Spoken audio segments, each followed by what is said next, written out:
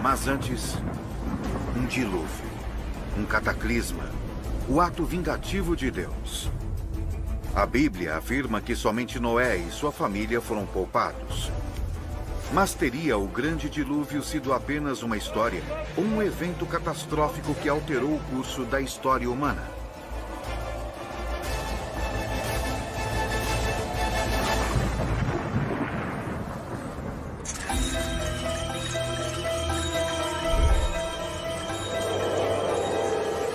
Enigmas da História. O Grande Dilúvio. Peter Gandy escreveu vários livros controversos sobre as origens do cristianismo. Agora, ele está reexaminando um dos acontecimentos mais terríveis descritos no Velho Testamento. A história de Noé e do Grande Dilúvio.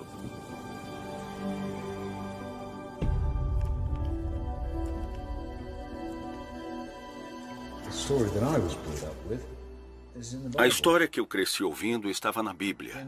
Gênesis capítulo 6, versículo 17.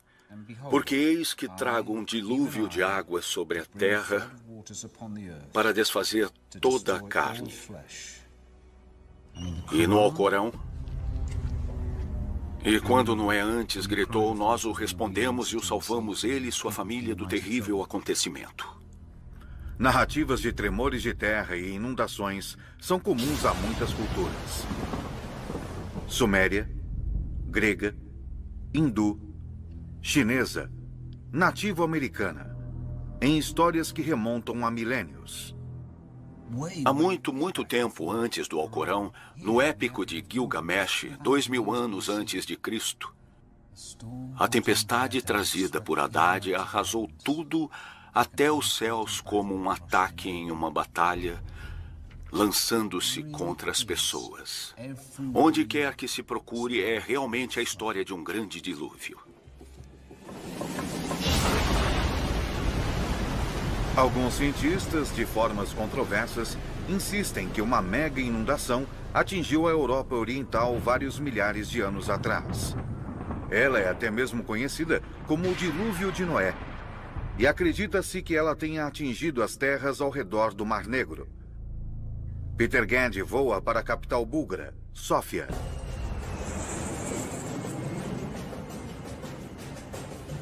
Ele quer descobrir que efeitos uma enorme inundação pode ter tido nas primeiras civilizações dessas religiões e o que pode ter causado a inundação do Mar Negro.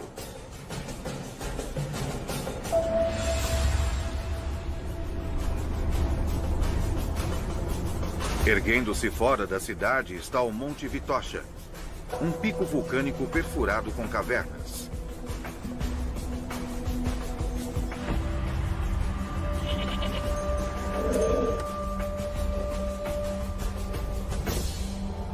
Peter Gandy sobe até a montanha para se encontrar com o professor Yavor Shopov, da Universidade de Sófia. Me disseram que o senhor talvez pudesse lançar alguma luz sobre essa inundação. Sim, mas para isso precisamos entrar na caverna.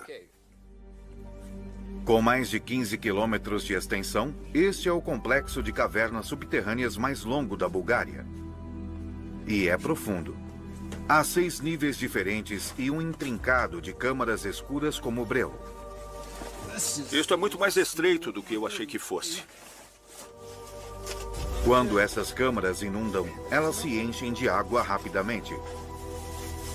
Rastejando através de pequenos túneis claustrofóbicos, Shopov conduz Peter Gandy até o local de sua descoberta. Dr. Shopov? Sim. Onde o senhor está? É preciso quase 1 hora para se chegar ao local exato. Finalmente, Shopov avisa que chegaram.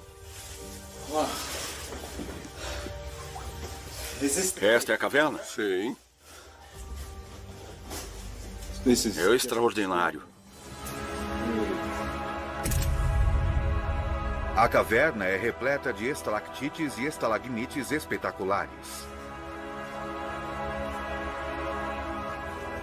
O que esta caverna pode nos dizer sobre o dilúvio? Todas essas estalagmites e estalactites são o resultado da água da chuva passando pelo leito da rocha. Assim como a leitura dos anéis em um tronco de árvore, observando as camadas nessas formações rochosas, geólogos são capazes de calcular níveis de precipitação que remontam a milênios. Foi enquanto estudava isso que Chopov descobriu algo extraordinário. Uma camada era muito mais espessa do que qualquer uma das outras.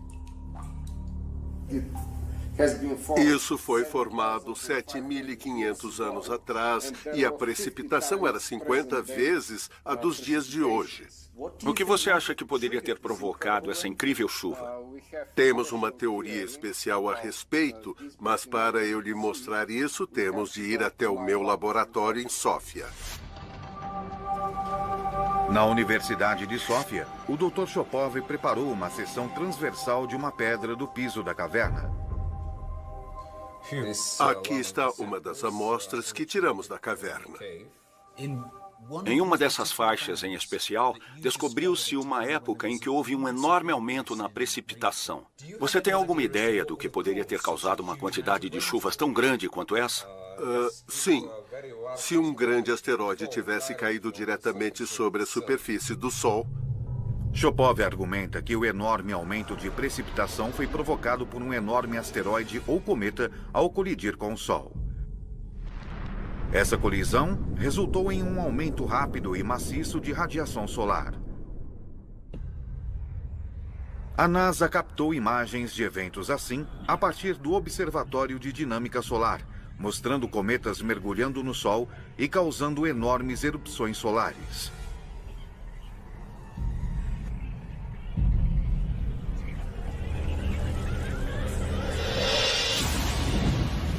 Chopov calcula que depois do cometa atingir o Sol, houve um aumento drástico e rápido na temperatura da Terra.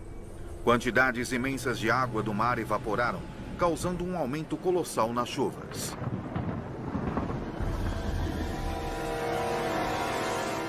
Esse é o tipo de evento que é descrito em fontes históricas. É uma teoria realmente incrível. Sim. Mas de que tamanho você acha que um asteroide precisaria ter para provocar esse efeito? Entre 2 e 3 quilômetros de raio, portanto, realmente muito grande. Não há muitos asteroides tão grandes assim. Felizmente, esse tipo de evento acontece muito raramente. As conclusões de Chopov, embora calorosamente debatidas, encontram eco em outras teorias que também argumentam ter havido uma inundação maciça na região do Mar Negro. Elas sugerem enormes quantidades de gelo derretido no final da última era glacial. Há mais de 5.000 anos, houve a elevação do nível do mar. Em algum momento durante esse período, a água do Mediterrâneo correu para o Bósforo a um ritmo de 40 quilômetros cúbicos por dia, 200 vezes o fluxo das cataratas do Niágara. Essa inundação transformou um enorme lago interior no Mar Negro e expandiu significativamente a linha costeira.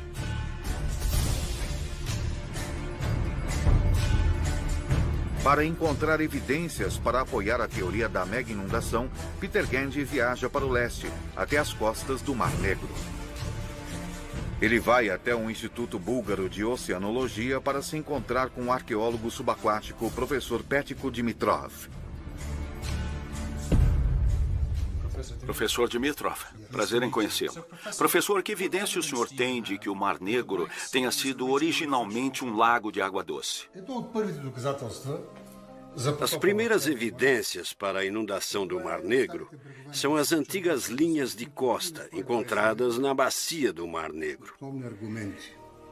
Esta antiga linha de costa encontra-se a cerca de 90 a 120 metros de profundidade. Então, na parte inferior do Mar Negro está a linha de costa original do Lago de Água Doce. Sim. Analisando amostras do núcleo, retiradas das profundezas do leito do mar, Dimitrov também descobriu antigos restos de conchas e plânctons que só poderiam ter vivido em água doce. Dimitrov está convencido de que a inundação atingiu, engolfou e varreu completamente assentamentos neolíticos nas margens do lago.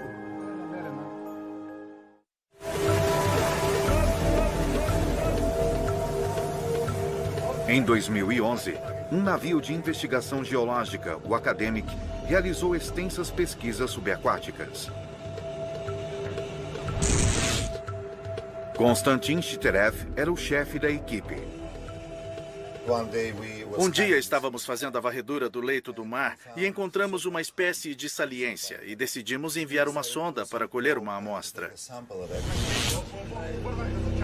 Quando a sonda foi puxada de volta, os cientistas começaram uma inspeção detalhada do que haviam recuperado.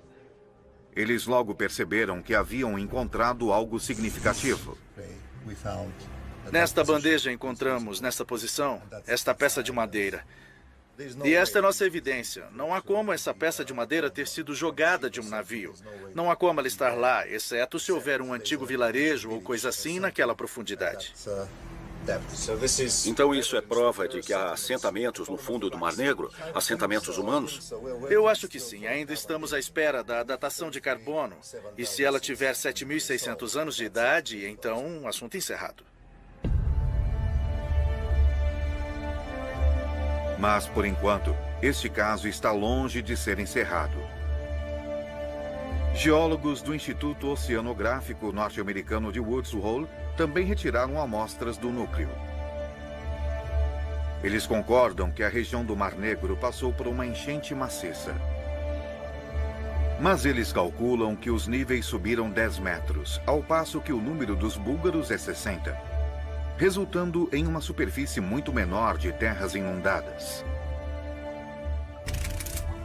Seus resultados também desafiam a datação da pedra búlgara do solo da caverna.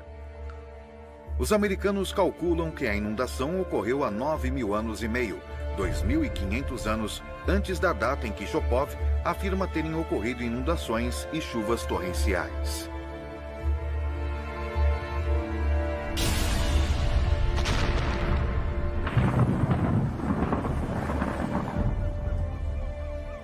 Mas muitos cientistas búlgaros estão convictos. Eles acreditam que o grande dilúvio realmente submergiu a primeira civilização europeia de 7.000 anos atrás e centrada no que é hoje o litoral búlgaro. É uma posição radical em relação à visão histórica convencional de que os minoicos fundaram a primeira sociedade europeia sofisticada 2.000 anos mais tarde em Creta. Peter Gandy está empenhado em encontrar vestígios dessa primitiva civilização.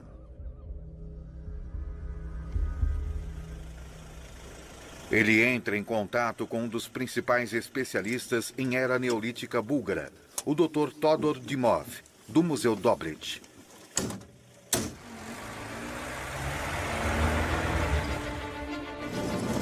Gandy e Dimov partem para a remota faixa norte-oriental da costa do Mar Negro búlgaro.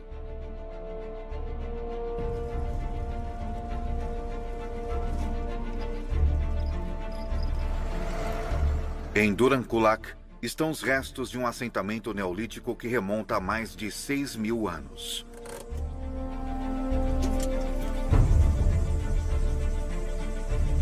Essa foi uma comunidade sofisticada. Ela é chamada de Troia búlgara, mas antecede a antiga cidade grega em mais de 2.000 anos.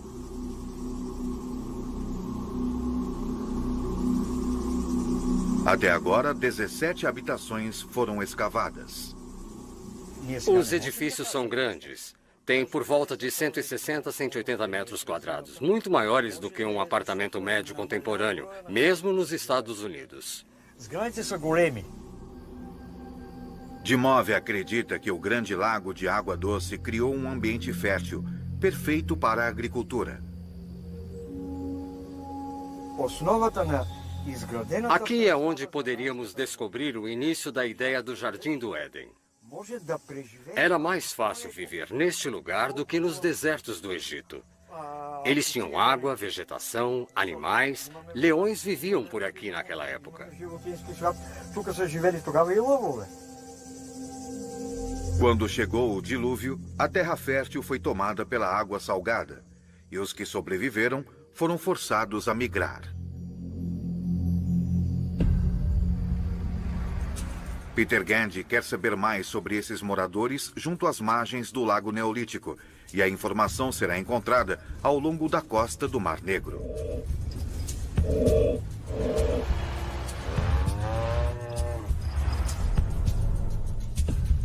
Em 1972, um sítio com quase 300 sepulturas foi encontrado nas cercanias do porto de Varna. Sua datação indicou que eles têm mais de 6.000 anos. Muitos despojos foram enviados ao Instituto Búlgaro de Antropologia. Peter Gandy está em Sófia para se encontrar com o professor Yordan Yordanov. O senhor tem alguma ideia de como eram essas pessoas? Para saber como eram essas pessoas há 7.000 anos, precisamos realizar uma reconstrução facial antropológica. Esse é o crânio mais bem preservado da necrópole de Varna.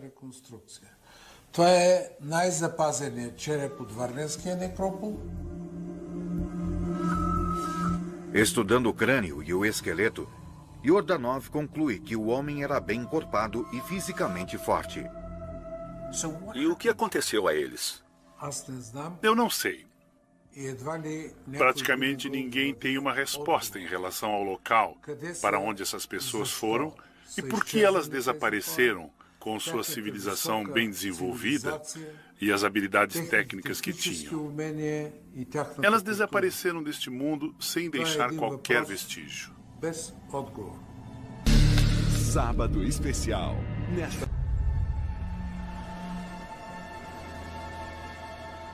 Muitas das sepulturas de Varna continham numerosos artefatos altamente sofisticados, feitos de ouro, cobre, cerâmica, pedra e conchas.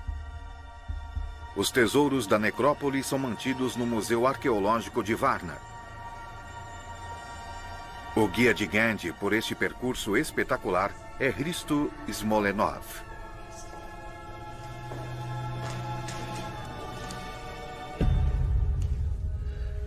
Este é o mais antigo tesouro de ouro do mundo.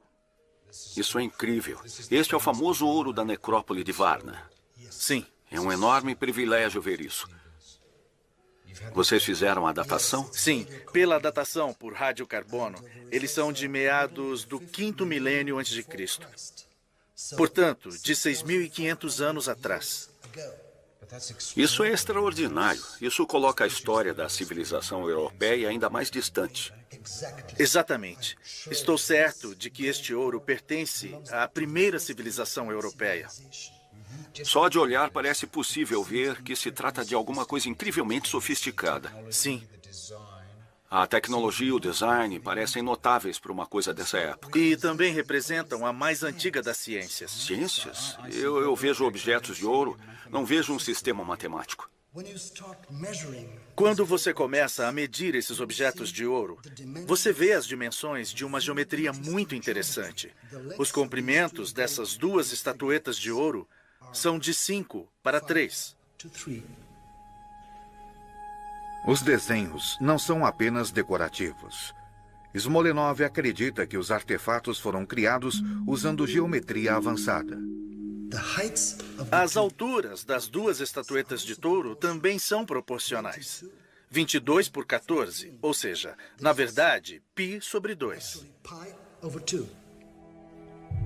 Smolenov está convencido de que a proporção e as dimensões da joia são a prova mais convincente de que as pessoas que viviam em torno do Mar Negro antes do dilúvio eram, de fato, a mais antiga civilização europeia. Sabemos o que aconteceu com essas pessoas? Para onde elas foram?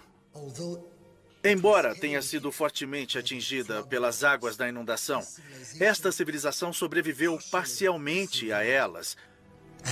E, obviamente, Depois de se recuperarem, as pessoas migraram para outras terras com condições mais favoráveis e levaram com elas seus conhecimentos. De alguma forma, daí surgiram muitas outras culturas que floresceram mais tarde. Exato. Portanto, daquele desastre, esta é uma parte essencial da história da humanidade. Sim. Smolenov acredita que esses povos antigos foram dispersados pelo dilúvio, mas seus conhecimentos reapareceram com um grande florescimento das civilizações egípcias, sumérias e gregas, 1000 a 2000 anos mais tarde.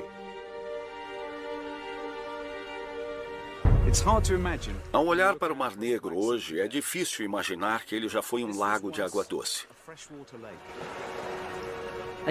E sim, a evidência sugere que realmente houve uma inundação maciça aqui. O mar avançou, invadiu este lago e levou para longe o povo que aqui vivia. Eles acabaram se dispersando pelo mundo mediterrâneo, talvez até mesmo plantando as sementes da civilização europeia.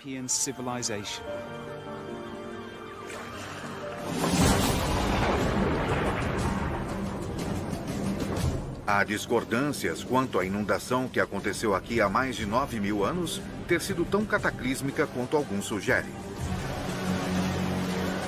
Mas se as histórias da Bíblia, Alcorão e Gilgamesh são uma representação de fatos reais, o dilúvio foi grande o bastante para destruir comunidades, mas também para criar novas civilizações.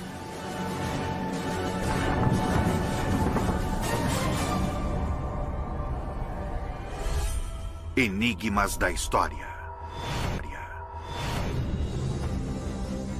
Antigas marcações em pedras, símbolos misteriosos, indicações a respeito do monstro do Lago Ness. Um código que pode vir a revelar os segredos de um povo antigo.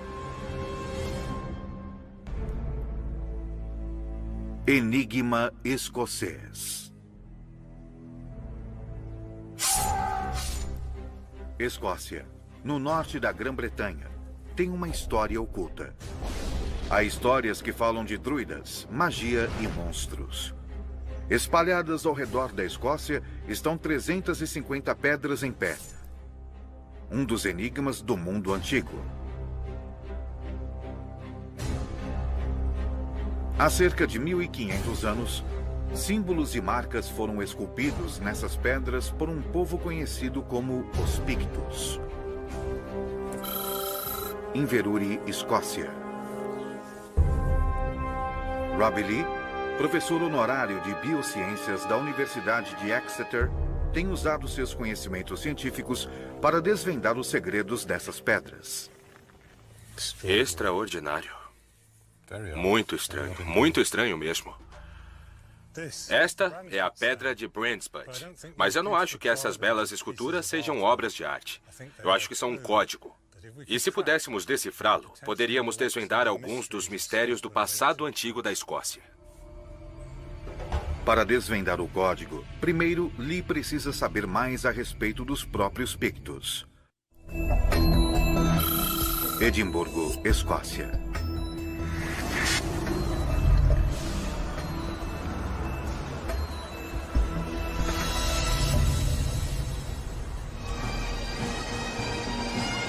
A Escócia é hoje conhecida como a terra de coração valente, do tártaro, das gaitas de fole e do whisky. Mas os antigos predecessores dos escoceses não deixaram quaisquer registros escritos, e seu passado está encoberto. O que sabemos de fontes escritas foi fornecido por outros povos, como os romanos. Temos aqui um mapa de Ptolomeu do século II, que mostra o mundo conhecido na época. E acima, no canto superior esquerdo, está a Bretanha e a Escócia, em um ângulo muito estranho, feito de forma bastante imprecisa. Águas quase não registradas, poder-se-ia dizer. O mapa de Ptolomeu foi feito em torno do ano de 150, no auge do Império Romano, que controlava cerca de 5 milhões de quilômetros quadrados da superfície terrestre. Mas esse posto distante permaneceu inexplorado, não conquistado e temido. Acima, naquela pequena faixa que é a Escócia, Ptolomeu escreveu a palavra Caledônios, que significa o povo forte ou inflexível.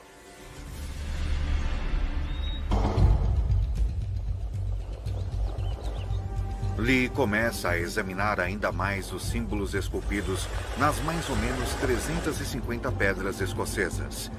Ele se encontra com Gordon Noble, professor de arqueologia na Universidade de Aberdeen.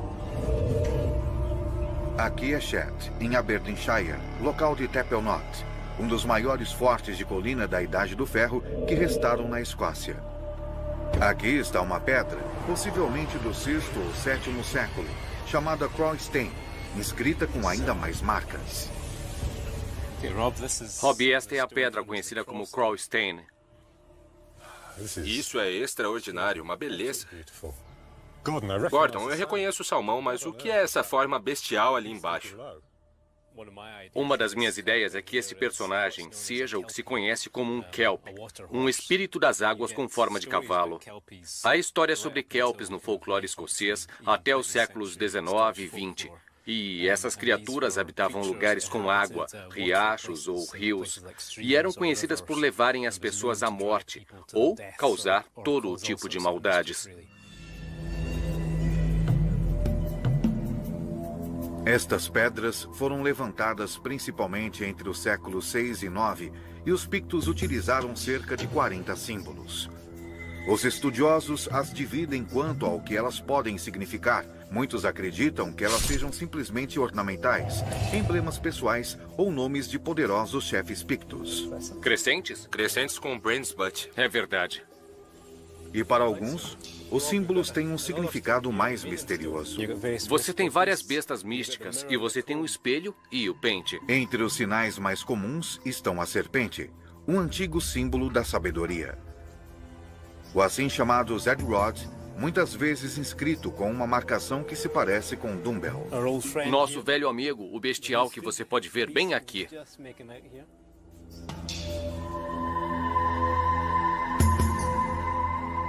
Este é o terceiro que vimos hoje nesta área? Absolutamente incrível. Há sem dúvida algum tipo de padrão aqui. Isso deve ser significativo. Sim. Lee tem acumulado uma grande quantidade de material e provas a respeito das bestas dos pictos e outros símbolos peculiares. Ele acredita que há neles um significado oculto que outros estudiosos deixaram passar. Os símbolos são tão lindamente esculpidos por toda a Escócia. Esta é a pedra Newton House, absolutamente fantástica. Mas ela não me parece apenas arte. Eles investiram muito tempo e esforço nisso, o colocaram em pedras em pé, em pedras como a Menden Stone. Isso deveria ter um significado muito grande para eles. O que isso realmente significou para os pictos acabou perdido nos séculos. Mas acho que a ciência moderna pode ser capaz de lançar talvez um pouquinho de luz sobre o mistério do que os símbolos na verdade representam. 500 quilômetros ao sul, atravessando a fronteira na Inglaterra, na Universidade de Lancaster, há alguém que pode ajudar. Lancaster, Inglaterra. O estatístico Dr. Phil Jonathan usa tecnologia de ponta de computador para tentar encontrar conexões entre os símbolos. Eu acredito que eu esteja começando a ver alguns padrões nos símbolos. Por exemplo, se verificarmos a Brands Butt e a Newton House, ambas têm dois símbolos. E em cada caso, o símbolo inferior é essa bela serpente com um Zed-Rod. E eu fico imaginando se existe alguma maneira de podermos analisar esses padrões. Certamente. Acho que isso é muito interessante. Tudo o que temos que fazer é tentar mostrar se essas pedras contêm informações. Podemos fazer isso verificando a taxa de ocorrência dos diferentes símbolos e o quanto o arranjo dos símbolos sobre a pedra não é aleatório. O Dr. Jonathan tem um programa capaz de analisar todos os dados de Lee. Enquanto o computador procura por padrões recorrentes entre as pedras, Lee sai para investigar a criatura no símbolo singular dos pictos, que ele acredita que possa ser um kelp, ou um cavalo da água. Ele vai para o norte, para as Highlands, as terras altas escocesas, local de um dos mais famosos monstros míticos do mundo, para Loch Ness.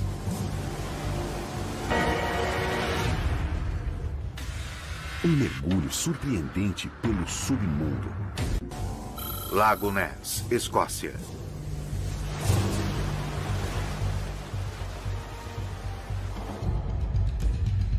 O pesquisador Adrian Chine tem examinado cuidadosamente esse lago há 30 anos, usando o sonar para explorar suas profundezas. Você já viu alguma coisa misteriosa ou semelhante a um monstro? Semelhante a monstros, certamente. Parte do meu trabalho é descobrir o que as pessoas estão vendo, porque elas têm visto e insistido que estão vendo animais de grande porte nos últimos 80 anos. Tudo bem.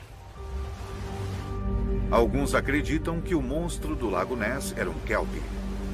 Poderiam as imagens na pedra ser representações da mesma coisa? Isso é certamente um cavalo d'água, se é que alguma vez ele existiu. Na verdade, são o casco e a cauda. E a cauda de peixe?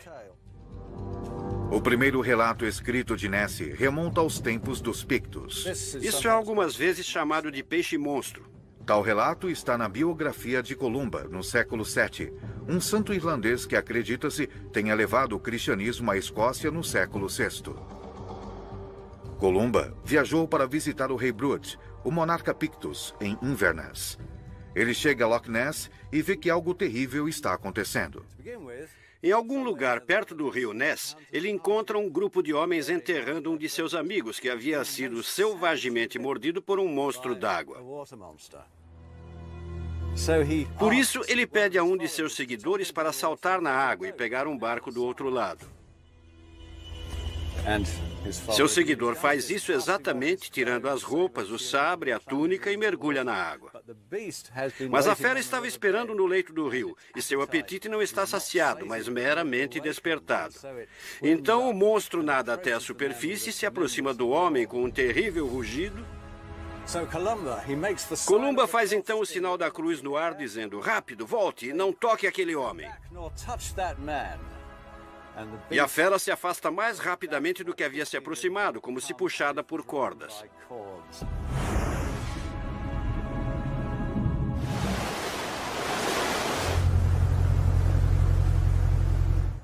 De volta à praia, em segurança, Lee se pergunta como essa lenda cristã se encaixa com o que ele já sabe. Se o cavalo d'água, ou kelp, é verdadeiramente real, está muito claro que as pessoas acreditaram em sua existência durante muito tempo. E talvez a fera de Picto seja uma representação disso. Eu não sei. Mas ao olhar para essas pedras, eu começo a ter uma ideia diferente do que os símbolos poderiam significar. O Dr. Jonathan telefona com algumas informações emocionantes. Lee volta a Lancaster para saber mais a respeito. Então, Phil, o que temos? Bom, acho que avançamos. O Dr. Jonathan usou um modelo matemático para quantificar padrões quanto à maneira como os símbolos estão dispostos. Isso foi projetado para estabelecer se os símbolos são puramente decorativos ou comunicadores de algum tipo de informação. Eu fiz algumas análises com base no exame da taxa de ocorrência de pares de símbolos sobre as pedras dos Pictos. Certo. E se os pares estavam ocorrendo aleatoriamente, então teríamos uma imagem semelhante à que temos aqui à direita. Certo. Mas, com as pedras Pictos, estamos, na verdade, obtendo imagens que parecem com o gráfico da esquerda, com uma cauda alta. Tanto isso indica que existe uma estrutura real nas pedras e que elas estão transmitindo informações. É um grande avanço. Sempre se aceitou que os Pictos utilizavam sinais e símbolos para se comunicar, mas não que eles tivessem desenvolvido uma linguagem escrita. O Dr. Jonathan realizou uma nova análise para tentar descobrir como estes símbolos funcionam. Uma amostra das pedras Pictos se parece com o gráfico do lado esquerdo, mas uma amostra de outra comunicação escrita também se parece com o lado esquerdo. Portanto, por exemplo, um trecho de texto em inglês ou texto em francês também pareceria assim. Portanto, a partir dessa análise, eu creio que podemos inferir que as pedras Pictos são, de fato, uma forma de escrita. Escrita. E isso é brilhante, absolutamente brilhante. Agora Lee precisa saber como os símbolos transmitem significado. Fiz outra análise tentando tratar disso e que se baseia em uma árvore de classificação. E a sugestão da árvore de classificação é que a pedra Pictus está transmitindo as palavras. Portanto, os símbolos são palavras. Exatamente. É a sugestão da árvore de classificação. Terras Altas, Escócia. De posse dessa informação, o próximo desafio de Lee é tentar traduzir as palavras Pictus. Lee se encontra com Guto Rees, especialista em linguagem da Universidade de Glasgow. Talvez outros idiomas celtas, como galês ou gaélico, possam fornecer algumas pistas. Se olharmos para alguns dos nomes de lugar, vemos Aberdeen aqui. Descemos um pouco e temos Arbroath aqui. E sabemos que a forma mais antiga era indecifrável. Se acompanharmos o meu dedo descendo até ali, temos Gales aqui. E vemos nomes galeses como Abertofse, perto de Swansea, e Aberystwyth, e isso significa estuário em galês. Certo. Um lugar onde o rio entra no mar, ou muito especificamente na Escócia, onde um rio entra em outro, como aqui embaixo. Então isso é uma Aber. Há um Aber aqui. Certo. Portanto, explicando por que temos tantos, cerca de 29 nomes de lugares Aber no que era a terra dos Pictos. Parece haver ligações entre o idioma Pictus e o galês, e ambos foram enraizados na terra ao redor deles. Existem pistas sobre o idioma Pictus por toda a paisagem aqui. Certo. Se você olhar lá para baixo, vai ver que o riacho é brilhante. Estou vendo. A palavra galesa para brilhante é Petre. Entendo. E se você olhar um pouco mais ao norte do Lago Ness, temos Strate Peter, que significa o Vale do Riacho Cintilante e Brilhante. Certo. Na verdade, estamos aqui em Perthshire, e este condado foi assim chamado com o nome da cidade de Perth, logo ali abaixo da estrada. Há uma palavra galesa, Perth, que significa uma madeira. Se o Picto tem relação com o galês e outros antigos idiomas, então pode ser possível traduzir os símbolos. Mas para isso, Lee precisa de um idioma conhecido com o qual compará-lo.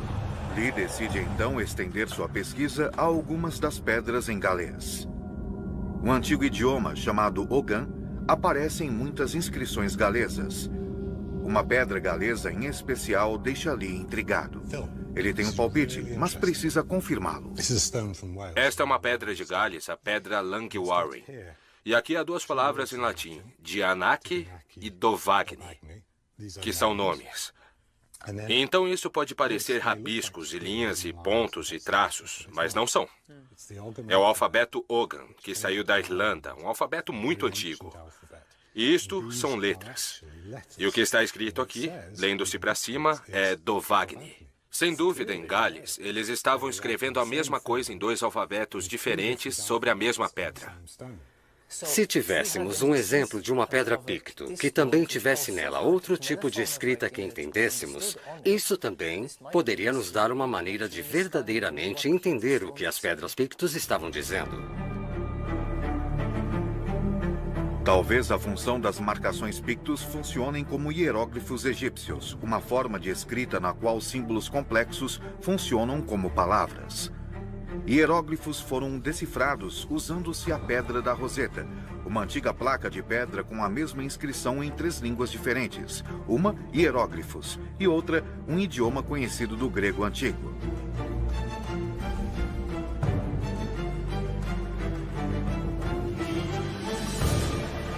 Lee decide que é hora de voltar à Escócia. Ele vai para Inverurie, em Aberdeenshire, e ao improvável cenário de uma moderna zona residencial. Lee volta para dar uma olhada mais de perto na pedra Brent's Butt, mais certo do que nunca de que ela seja a chave de sua investigação. O que é maravilhoso a respeito desta pedra é que temos duas formas de escrita. Se estivermos certos, esses símbolos são palavras. Cada símbolo é uma palavra. A serpente é o Zerod, é uma palavra. O crescente é o Verod, é outra palavra. E temos o Ogan escrito aqui. Se ambos foram gravados ao mesmo tempo e significam a mesma coisa, Então este Ogan nos dá a chave potencialmente para desvendar o significado dessas palavras símbolos aqui. Talvez se os peritos conseguirem ler isto, então esta pedra poderia se tornar tão significativa para decifrar os símbolos pictos, como a pedra da Roseta foi para decifrar os hieróglifos egípcios. Para ajudá-lo a traduzir o texto Ogan, Lee se encontra novamente com o linguista Gutierrez. Este é o meu desenho da pedra Brandsput, em Inverurie. Eu gostaria de saber se você poderia me ajudar com esta inscrição Ogan. Bom, eu posso lhe dizer o que eu acho que cada letra significa. E esta é uma pedra belamente inscrita. Este seria um E, R, A, T, A, D, D, e assim por diante até o final da inscrição. Certo. E que nós leríamos como Eratawaren.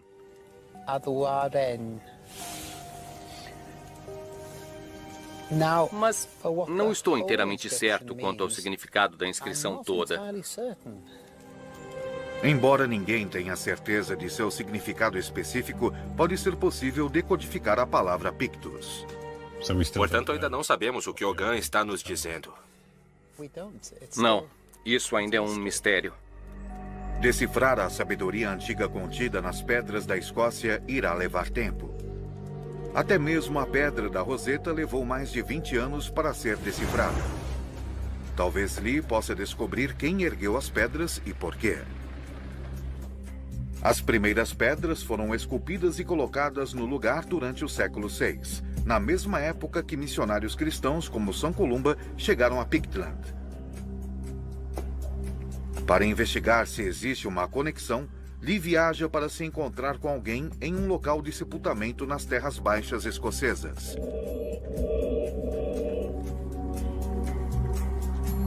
O Dr. David Clark está esperando por ele ali embaixo na própria câmara funerária.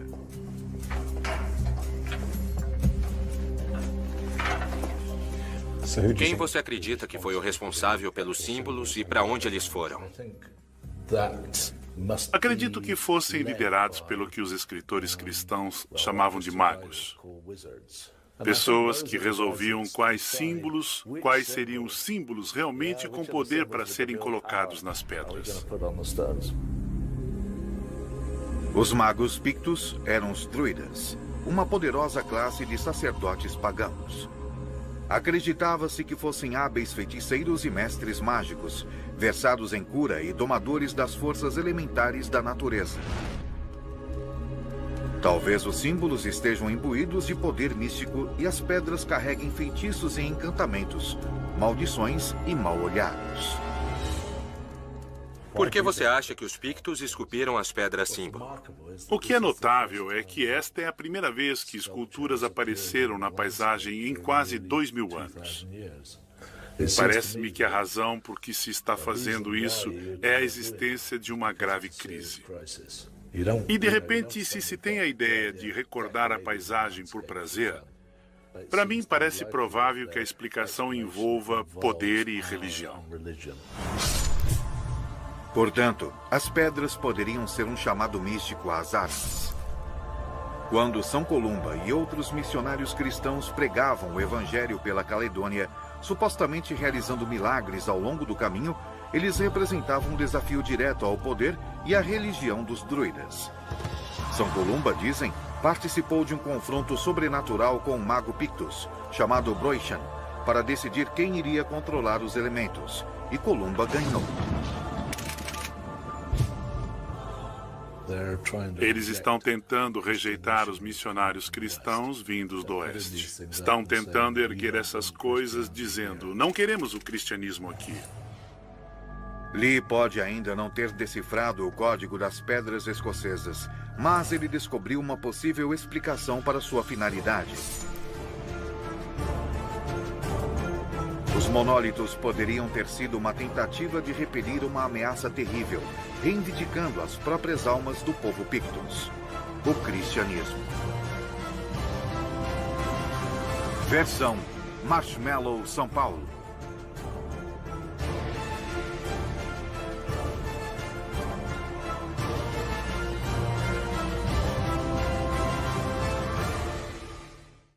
Mulheres que... Civilização europeia de 7.000 anos atrás e centrada no que é hoje o litoral búlgaro. É uma posição radical em relação à visão histórica convencional de que os minoicos fundaram a primeira sociedade europeia sofisticada 2.000 anos mais tarde em Creta. Peter Gandy está empenhado em encontrar vestígios dessa primitiva civilização.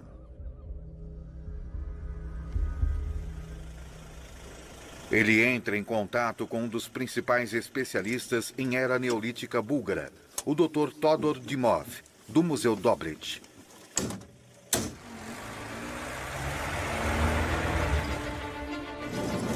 Gandy e Dimov partem para a remota faixa norte-oriental da costa do Mar Negro búlgaro.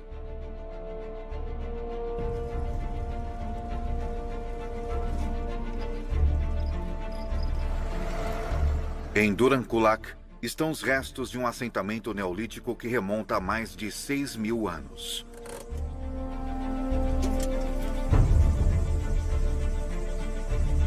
Essa foi uma comunidade sofisticada. Ela é chamada de Troia búlgara, mas antecede a antiga cidade grega em mais de 2.000 anos.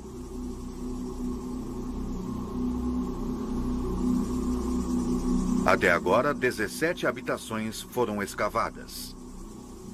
Os edifícios são grandes. Tem por volta de 160 a 180 metros quadrados, muito maiores do que um apartamento médio contemporâneo, mesmo nos Estados Unidos. Dimov acredita que o Grande Lago de Água Doce criou um ambiente fértil, perfeito para a agricultura. Aqui é onde poderíamos descobrir o início da ideia do Jardim do Éden. Era mais fácil viver neste lugar do que nos desertos do Egito. Eles tinham água, vegetação, animais. Leões viviam por aqui naquela época. Quando chegou o dilúvio, a terra fértil foi tomada pela água salgada, e os que sobreviveram foram forçados a migrar. Peter Gandy quer saber mais sobre esses moradores junto às margens do Lago Neolítico, e a informação será encontrada ao longo da costa do Mar Negro.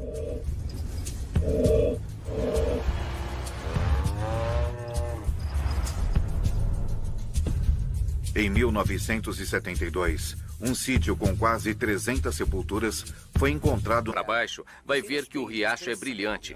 Estou vendo. A palavra galesa para brilhante é petre. Entendo. E se você olhar um pouco mais ao norte do Lago Ness, temos Strate Peter, que significa o Vale do Riacho Cintilante e Brilhante. Certo. Na verdade, estamos aqui em Perthshire, e este condado foi assim chamado com o nome da cidade de Perth, logo ali abaixo da estrada. Há uma palavra galesa, Perth, que significa uma madeira. Se o picto tem relação com o galês e outros antigos idiomas, então pode ser possível traduzir os símbolos. Mas para isso, Lee precisa de um idioma conhecido com o qual compará-lo. Lee decide então estender sua pesquisa a algumas das pedras em galês. Um antigo idioma chamado Ogan aparece em muitas inscrições galesas. Uma pedra galesa em especial deixa Lee intrigado.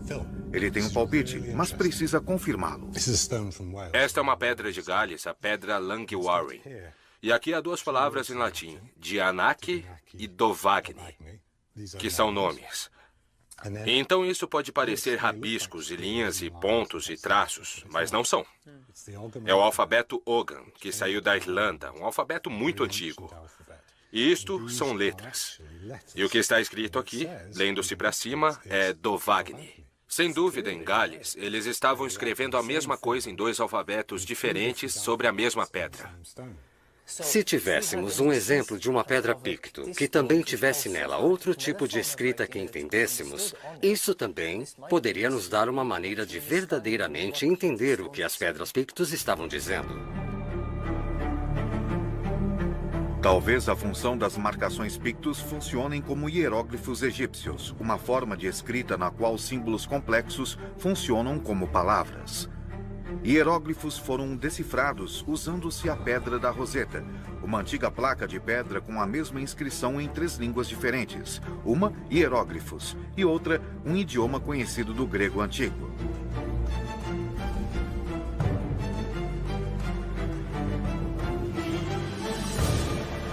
Lee decide que é hora de voltar à Escócia. Ele vai para Inverurie, em Aberdeenshire, e ao improvável cenário de uma moderna zona residencial. Lee volta para dar uma olhada mais de perto na pedra Brent's Butt, mais certo do que nunca de que ela seja a chave de sua investigação. O que é maravilhoso a respeito desta pedra é que temos 2 formas de escrita. Se estivermos certos, esses símbolos são palavras. Cada símbolo é uma palavra. A serpente é o Zerod, é uma palavra. O crescente é o Verod, é outra palavra. E temos o Ogan. Então, na parte inferior do Mar Negro está a linha de costa original do Lago de Água Doce. Sim. Analisando amostras do núcleo, retiradas das profundezas do leito do mar, Dimitrov também descobriu antigos restos de conchas e plânctons que só poderiam ter vivido em água doce. Dimitrov está convencido de que a inundação atingiu, engolfou e varreu completamente assentamentos neolíticos nas margens do lago.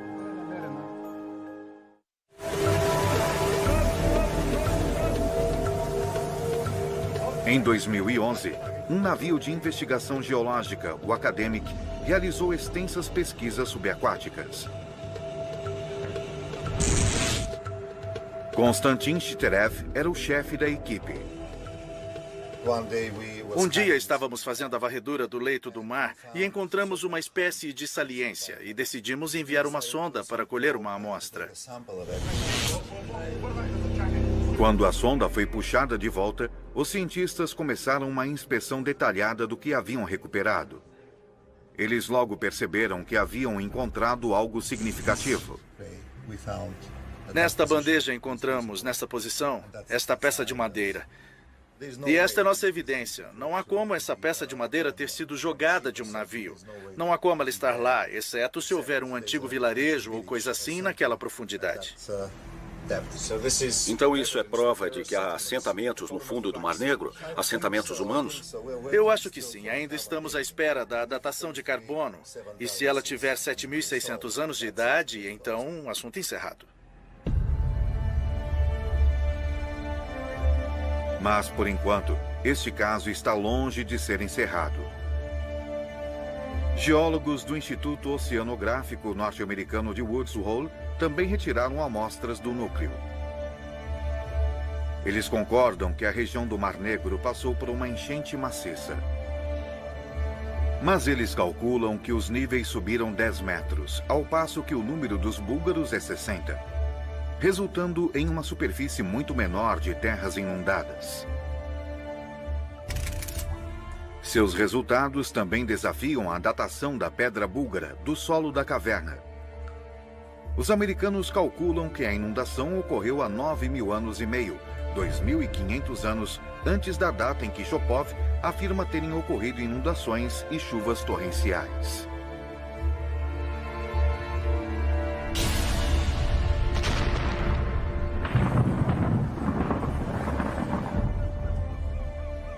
Mas muitos cientistas búlgaros estão convictos.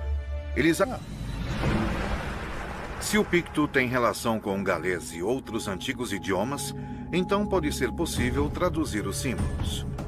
Mas para isso, Lee precisa de um idioma conhecido com o qual compará-lo. Lee decide então estender sua pesquisa a algumas das pedras em galês. Um antigo idioma chamado Ogan aparece em muitas inscrições galesas. Uma pedra galesa em especial deixa Lee intrigado. Ele tem um palpite, mas precisa confirmá-lo. Esta é uma pedra de Gales, a pedra Langiwarren. E aqui há 2 palavras em latim, Dianac e Dovagni, que são nomes. E então isso pode parecer rabiscos e linhas e pontos e traços, mas não são. É o alfabeto Ogham, que saiu da Irlanda, um alfabeto muito antigo. E isto são letras. E o que está escrito aqui, lendo-se para cima, é Dovagni. Sem dúvida, em Gales, eles estavam escrevendo a mesma coisa em dois alfabetos diferentes sobre a mesma pedra. Se tivéssemos um exemplo de uma pedra picto, que também tivesse nela outro tipo de escrita que entendêssemos, isso também poderia nos dar uma maneira de verdadeiramente entender o que as pedras pictos estavam dizendo. Talvez a função das marcações pictos funcionem como hieróglifos egípcios, uma forma de escrita na qual símbolos complexos funcionam como palavras. Hieróglifos foram decifrados usando-se a Pedra da Roseta, uma antiga placa de pedra com a mesma inscrição em 3 línguas diferentes, uma hieróglifos e outra um idioma conhecido do grego antigo.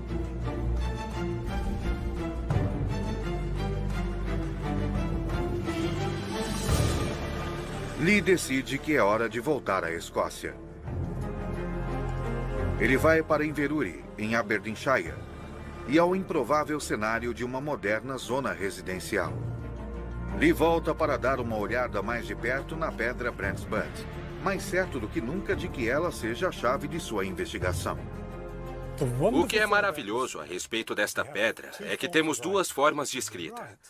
Se estivermos certos, esses símbolos são palavras. Cada símbolo é uma palavra. A serpente é o Zerod, é uma palavra. O crescente é o Verod, é outra palavra. E temos o Ogham escrito aqui. Se ambos foram gravados ao mesmo tempo e significam a mesma coisa, então este Ogham nos dá a chave potencialmente para desvendar o significado dessas palavras símbolos aqui. Talvez se os peritos conseguirem ler isto, então esta pedra poderia se tornar tão significativa para decifrar os símbolos pictos, como a Pedra da Roseta foi para decifrar os hieróglifos egípcios. Para ajudá-lo a traduzir o texto Ogham, Lee se encontra novamente com um linguista. Onde quer que se procure, é realmente a história de um grande dilúvio. Alguns cientistas, de formas controversas, insistem que uma mega inundação atingiu a Europa Oriental vários milhares de anos atrás.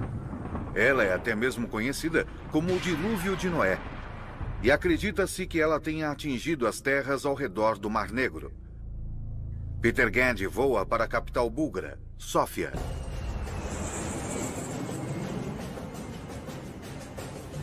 Ele quer descobrir que efeitos uma enorme inundação pode ter tido nas primeiras civilizações dessas religiões e o que pode ter causado a inundação do Mar Negro.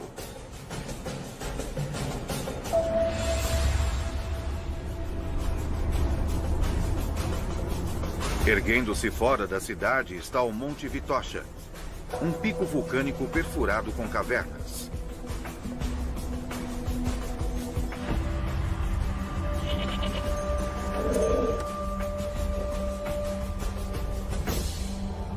Peter Gandy sobe até a montanha para se encontrar com o professor Yavor Shopov, da Universidade de Sófia.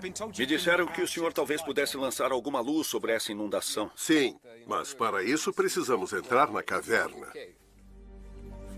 Com mais de 15 quilômetros de extensão, este é o complexo de cavernas subterrâneas mais longo da Bulgária. E é profundo. Há 6 níveis diferentes e um intrincado de câmaras escuras como breu. Isto é muito mais estreito do que eu achei que fosse. Quando essas câmaras inundam, elas se enchem de água rapidamente. Rastejando através de pequenos túneis claustrofóbicos, Shopov conduz Peter Gandy até o local de sua descoberta. Dr. Shopov? Sim. Onde o senhor está? É preciso quase 1 hora para se chegar ao local exato. Finalmente, Shopov avisa que chegaram. Esta é a caverna? Sim. É extraordinário. A caverna é repleta de estalactites e estalagmites espetaculares. O que esta caverna pode nos dizer sobre o dilúvio? Todas essas estalagmites e estalactites são o resultado da água da chuva passando pelo leito da rocha. Assim como a leitura dos anéis em um tronco de árvore, observando as camadas nessas formações rochosas, geólogos são capazes de calcular níveis de precipitação que remontam a milênios. História da humanidade. Sim. Smolenov acredita que esses povos antigos foram dispersados pelo dilúvio, mas seus conhecimentos reapareceram com o grande florescimento das civilizações egípcias, sumérias e gregas, 1000 a 2000 anos mais tarde. Ao olhar para o Mar Negro hoje, é difícil imaginar que ele já foi um lago de água doce. E sim, a evidência sugere que realmente houve uma inundação maciça aqui. O mar avançou, invadiu este lago e levou para longe o povo que aqui vivia. Eles acabaram se dispersando pelo mundo mediterrâneo, talvez até mesmo plantando as sementes da civilização europeia.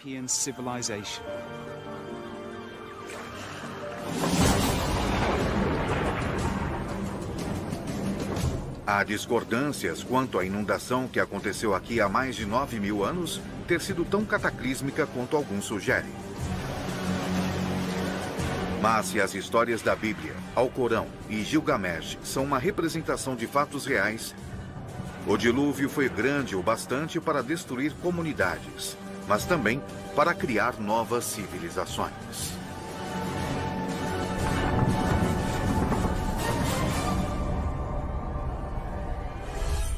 Enigmas da história. Antigas marcações em pedras, símbolos misteriosos, indicações a respeito do monstro do Lago Ness. Um código que pode vir a revelar os segredos de um povo antigo. Enigma escocês.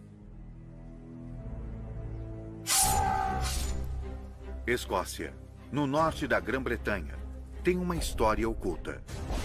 Há histórias que falam de druidas, magia e monstros.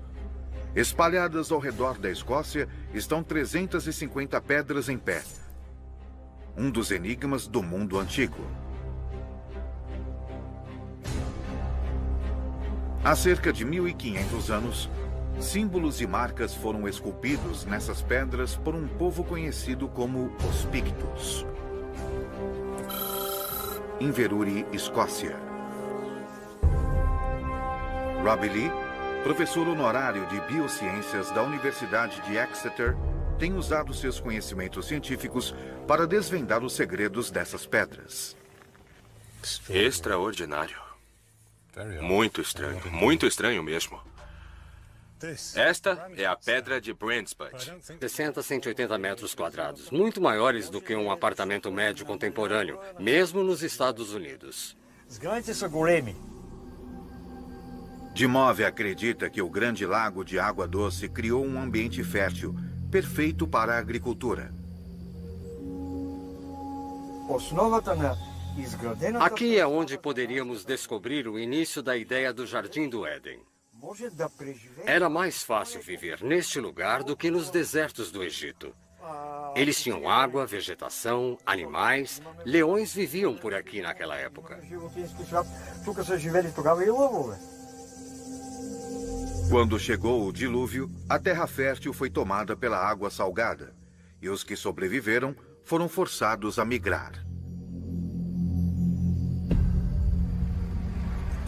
Peter Gandy quer saber mais sobre esses moradores junto às margens do Lago Neolítico, e a informação será encontrada ao longo da costa do Mar Negro.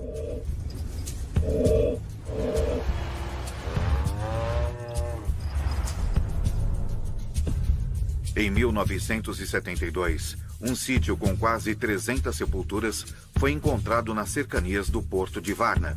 Sua datação indicou que eles têm mais de 6.000 anos. Muitos despojos foram enviados ao Instituto Búlgaro de Antropologia. Peter Gandy está em Sófia para se encontrar com o professor Yordan Yordanov. O senhor tem alguma ideia de como eram essas pessoas? Para saber como eram essas pessoas há 7.000 anos, precisamos realizar uma reconstrução facial antropológica. Esse é o crânio mais bem preservado da necrópole de Varna.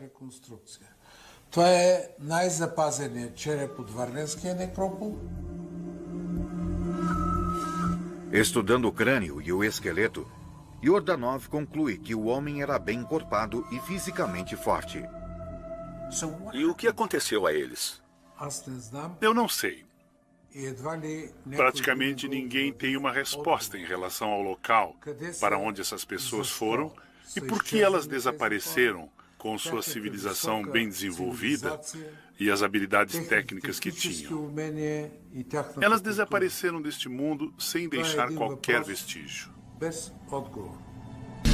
Sábado especial.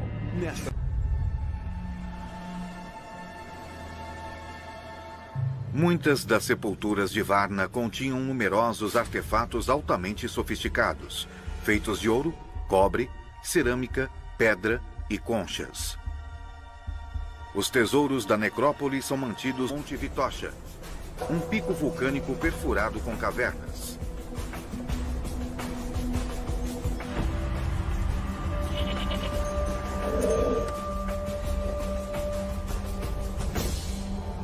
Peter Gandy sobe até a montanha para se encontrar com o professor Yavor Shopov, da Universidade de Sófia. Me disseram que o senhor talvez pudesse lançar alguma luz sobre essa inundação. Sim, mas para isso precisamos entrar na caverna. Com mais de 15 quilômetros de extensão, este é o complexo de cavernas subterrâneas mais longo da Bulgária. E é profundo. Há 6 níveis diferentes e um intrincado de câmaras escuras como breu. Isto é muito mais estreito do que eu achei que fosse. Quando essas câmaras inundam, elas se enchem de água rapidamente. Rastejando através de pequenos túneis claustrofóbicos, Shopov conduz Peter Gandy até o local de sua descoberta. Dr. Shopov? Sim. Onde o senhor está? É preciso quase 1 hora para se chegar ao local exato. Finalmente, Shopov avisa que chegaram. Esta é a caverna? Sim. É extraordinário. A caverna é repleta de estalactites e estalagmites espetaculares.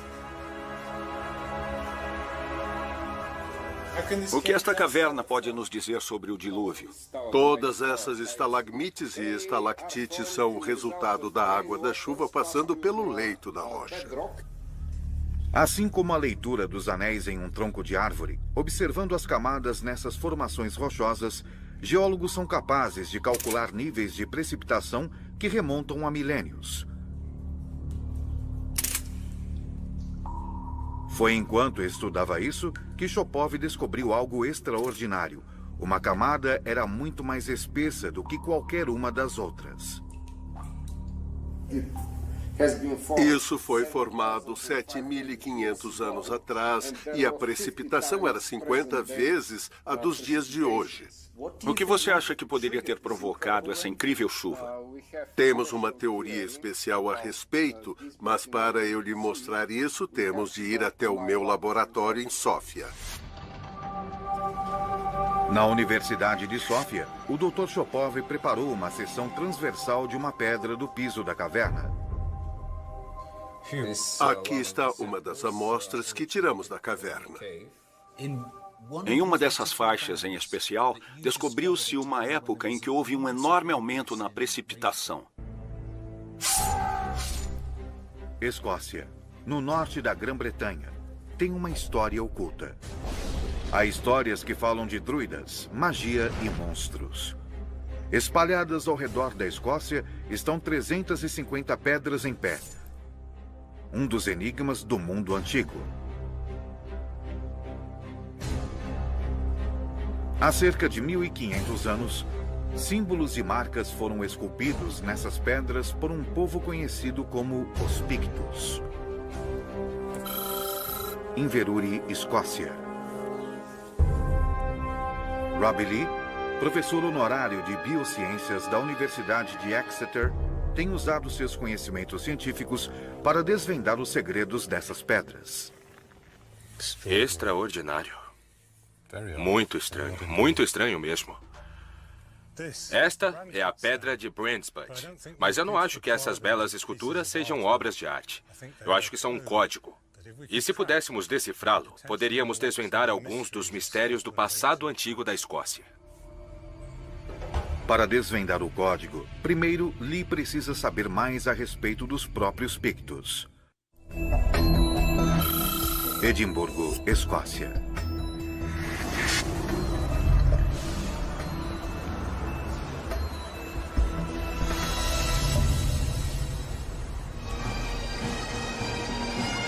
A Escócia é hoje conhecida como a terra de coração valente, do tártaro, das gaitas de fole e do whisky. Mas os antigos predecessores dos escoceses não deixaram quaisquer registros escritos, e seu passado está encoberto. O que sabemos de fontes escritas foi fornecido por outros povos, como os romanos. Temos aqui um mapa de Ptolomeu do século II, que mostra o mundo conhecido na época. E acima, no canto superior esquerdo, está a Bretanha e a Escócia, em um ângulo muito estranho, feito de forma bastante imprecisa. Águas quase não registradas, poder-se-ia dizer. O mapa de Ptolomeu foi feito em torno do ano de 150, no auge do Império Romano, que controlava cerca de 5 milhões de quilômetros quadrados da superfície terrestre. Mas esse posto distante permaneceu inexplorado, não conquistado e temido. Acima, naquela pequena faixa que é a Escócia, Ptolomeu escreveu a palavra Caledônios, que significa o povo forte ou inflexível.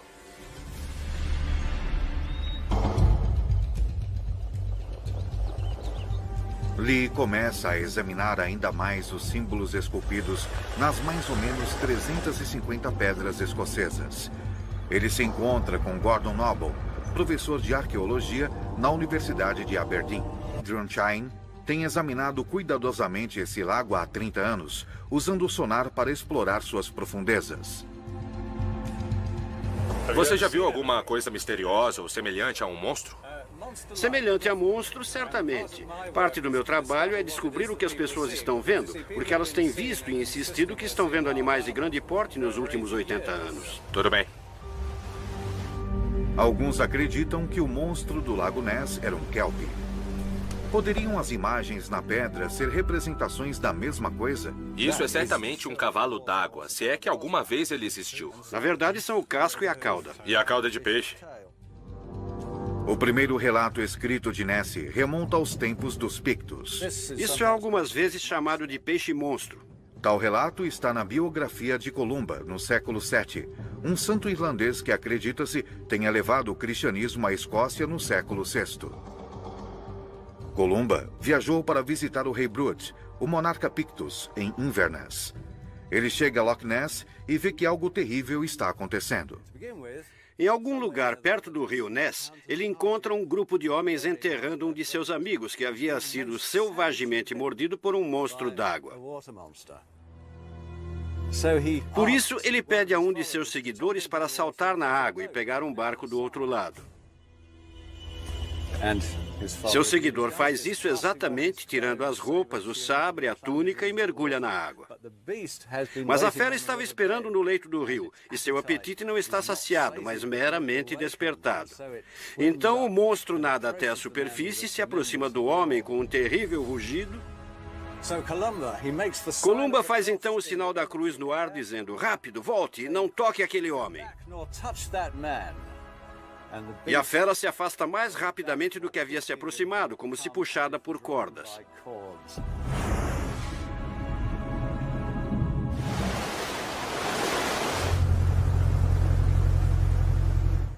De volta à praia, em segurança, Lee se pergunta como essa lenda cristã se encaixa com o que ele já sabe. Se o cavalo d'água, ou kelp, é verdadeiramente real, está muito claro que as pessoas acreditaram em sua existência durante muito tempo. E talvez a fera de Picto seja uma representação disso. Eu não sei. Mas ao olhar para essas pedras, eu começo a ter uma ideia diferente do que os símbolos poderiam significar. O Dr. Jonathan telefona com algumas informações emocionantes. Lee volta a Lancaster para saber mais a respeito. Então, Phil, o que temos? Bom, acho que avançamos.